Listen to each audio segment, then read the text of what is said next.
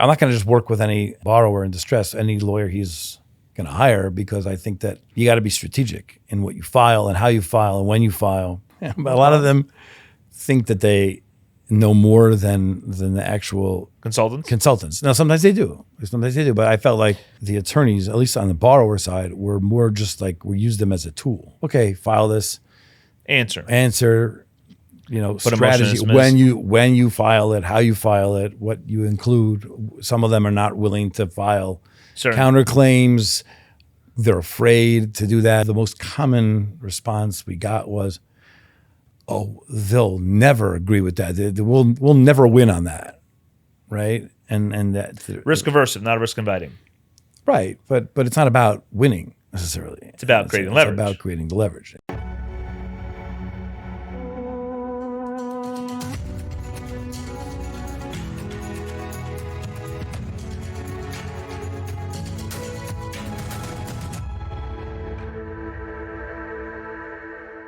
What was the name of your, consulting firm, and who was your first client?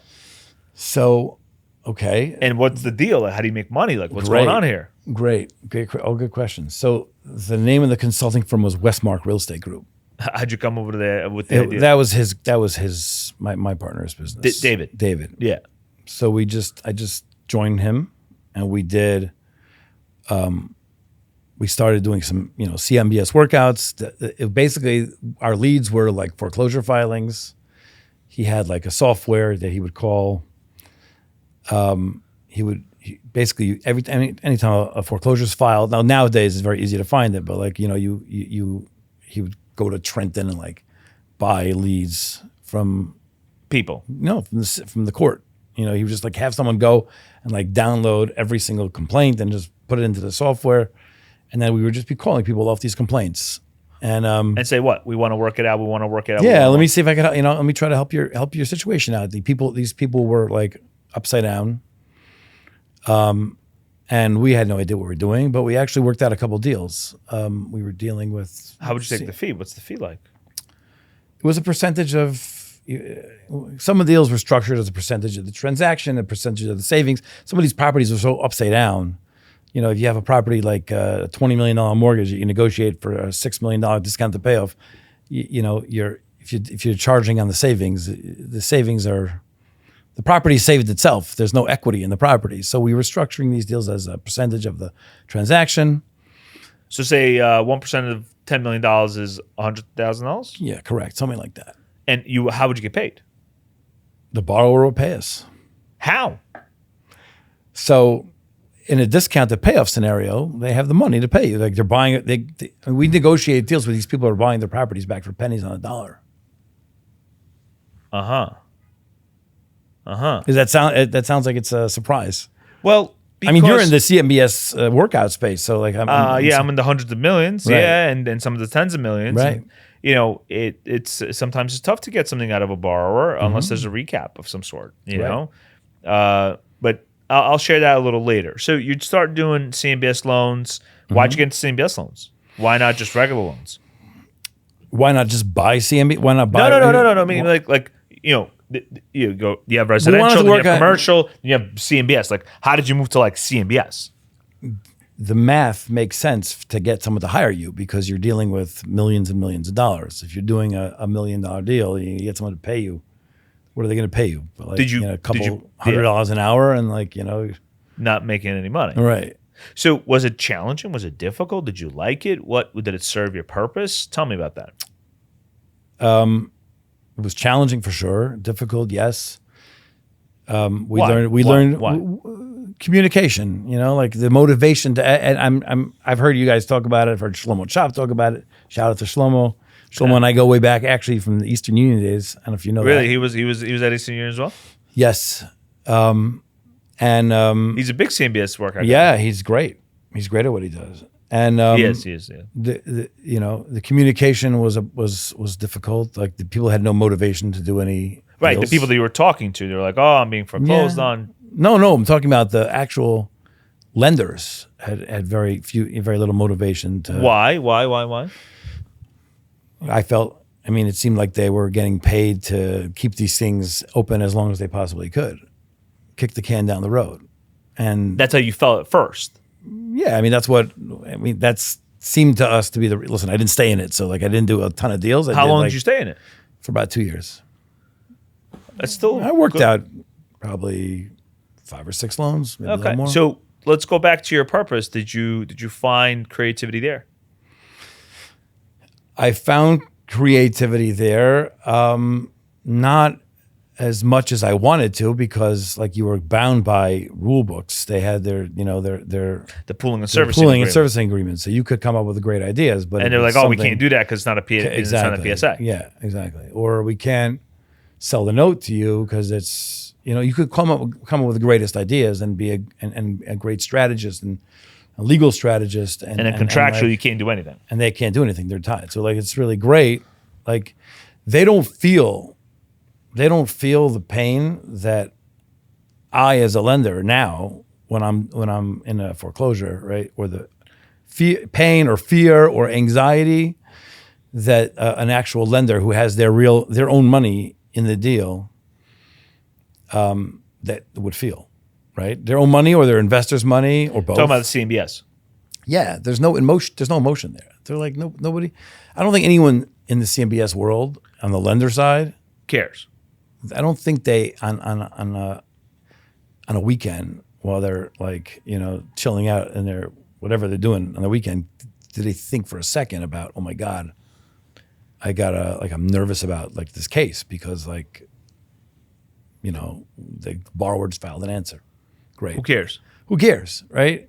Okay, maybe if they did something, personally to do something to violate. It's like lender liability claims. Yeah, like and that. if they're responsible personally, they care. But other than that, nobody cares. I have a question about that. I'm sure there were lawyers that these borrowers dealt with. Did you ever interact with those lawyers? I mean, working for The workouts, doing the workouts. Yeah, sure.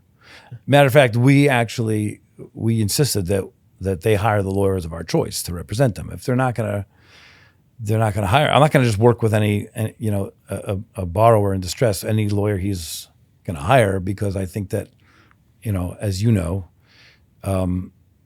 got to be strategic in what you file and how you file and when you file.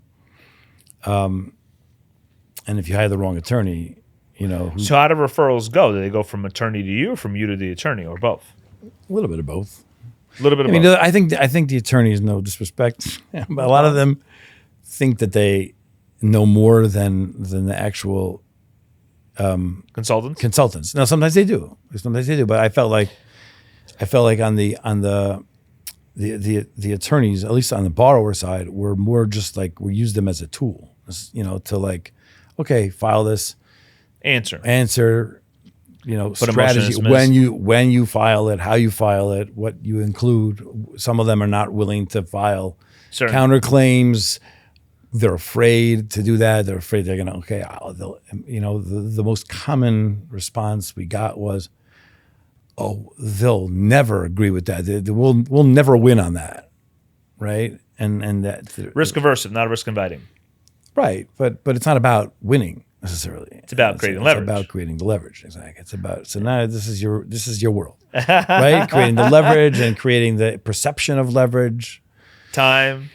Time is the most important Attribute factor in anything. And on my side and your side, no matter what side. So you were a little frustrated with the attorneys that you were taking care of, working with, that they didn't fuel that inducement of fear that you have to have with a lender for that lender to make Right. to make a decision. They didn't want right? to, and I think part of it is maybe it's my own insecurity, but I think taking orders from a ex or from a yeshiva guy who didn't go to law school and but just knows how to be strategic and knows how to think. They're like, you can't do that, Right, and you're like, well, I play outside the bounds of what's possible, and you play inside the bounds of what is basically possible. So like our rulers don't align. Right. And did you ever get an attorney that you worked with well that's worth talking about, that kind of like blended that inception of good negotiation and good leverage. Do you have an attorney does anyone come to The mind? foreclosure attorneys, yes. The workout attorneys are representing the borrowers. Some of them, I think that some of them were good when I actually twisted their arm and I told them, you got to file this. And you got to. So you have to push them. You have to push them. A lot of them are afraid to do it. A lot of them are, like I said, like I mentioned, they're a little concerned to, like, they're afraid of being sanctioned or whatever they're afraid of, right? Yeah, we're so a little bit about I guess our firm, and we're not afraid to take risks within ethical bounds, and you have to push the envelope with certain lenders, and if you don't, you're going to get crushed. And you have to learn how to pull those levers and create the perception of danger and create the perception of how long it's going to take to foreclose on your borrower. But you seem to have a good handle on that, and you said you did pretty well doing CMBS stuff and consulting stuff, and you made a little bit of money. Am I correct? Did you enjoy that? Did that fuel your creativity? It fueled the creativity, but you still didn't hit the purpose. I didn't hit the purpose. No, I didn't feel like really. You were still confronting that issue of what makes you tick. Correct. So that was your impossible, really. That was one of the facets of your impossible. Like, I'm enjoying. I also don't like I also don't like clients. Tell me about that. Tell me about that. What do you mean by that? What do you mean? I mean, the truth is, listen, my investors are my clients, but like, well, there was always a boss, right? There's always a boss. At home, you got the wife, you got the kids, boss, right? Sure. And Shul, you got God, That's true. Right? So here in business, you have your investors. So tell me about that. I feel like being an investor, being like more of an entrepreneur, fuels that more. That creativity. More, yeah, for sure. It fuels the creativity. It also, I feel a little bit more independent you were grounded in independence. You were grounded in creativity. Creativity. Well, being creative and it essentially creates. There's independence there, right? If you are allowing yourself to be boxed in by what someone tells you can or cannot do, right? Well, doesn't that invite more risk, Mendy? Sure. Creativity, investors, independence, it does, but risk. But right. like what? How do you traverse that, man? When you're, so I'm usually one that interfaces with borrowers. I mean, usually I am. That's what I'm the one that interfaces with with borrowers or the attorneys. When you're answering to other people, which is what brokers do, right? Right. You're not. So I want to be like I want to have the seat at the table, because if I'm the one that's negotiating and I'm the one that's talking to the borrowers, I feel like I have a much more of a sense of what's going on versus having someone else tell me what. Like if here in a workout scenario, if I come to the lender and I make this deal, and then the borrower will come back to me and push back and say, no, I want you to do that, right? The borrower's not talking to the lender. I am, right? Okay. So, like, I have the ability to use my instincts meaning with respect to what's going on in the So you trust your instincts. Correct. Yeah. So that's how you dispel risk. How do you manage it's not that I risk? dispel risk. It's that I have a feel for what the risk really is. Like for the nuances. It's nuances. You went from mortgages to CMBS workouts to now you getting into purchasing notes. How did you make that transition? Because there is risk, right? Going from mortgage to CMBS is risk. From CMBS to purchasing notes is also risk. How did you traverse that? How did you get into that? How did you pass that bridge into that life? That's a very different life, right? It's a different life. So tell me about that. But that's really where I want it to be. Like I want it to be in that. I had a conversation with my partner then, David, and like that was really his baby, and it was kind of like, it was also not a great time to buy real estate. So I wanted to be an investor. I always wanted to be an investor. right? So from the time when I actually left Eastern Union, the goal was to try to get into buying my own investments and doing my own deals as an investor. Okay. And so the first thing we did was we got into this workout business, which really something, it was definitely better than it was a transitory period. A transitory period, right? Correct. But I always wanted to be on the investment side. But first of all, I didn't really know enough yet to really be on the investor side. So Or handle funds of people. Handle funds of people, and I'll tell you what the CMBS world, doing the workouts, did for me was I was a mortgage broker. I didn't have as much of an intimate understanding of the real estate as I did when I had to negotiate a deal with a special servicer, and I had to really understand the value. Climb into the numbers. As a mortgage broker, it's to my fault. I didn't. If I was a mortgage broker today, I'd be a lot better of a mortgage broker because I really understand the real estate way better, right? And I'd be able to, or maybe I'd be worse because I'd be like, this deal sucks. Right? There's no way. don't right? even do it every five, right? Right. So So CMBS taught you. It taught me a lot. I got a lot more into the nitty gritty. How to talk the real estate. What do you mean by that? What do you mean by talking to the real estate? How to relate the realities on the ground. And I'm trying to convince a lender to take a hit, right? If you don't really understand the asset well enough, how can you convince a lender to take a multi-million-dollar write-down? And how did you do that? So what did you need to do? Did you have to get title? Did you have to get a valuation report? No, I had to really, really understand the real estate. Would you actually go there?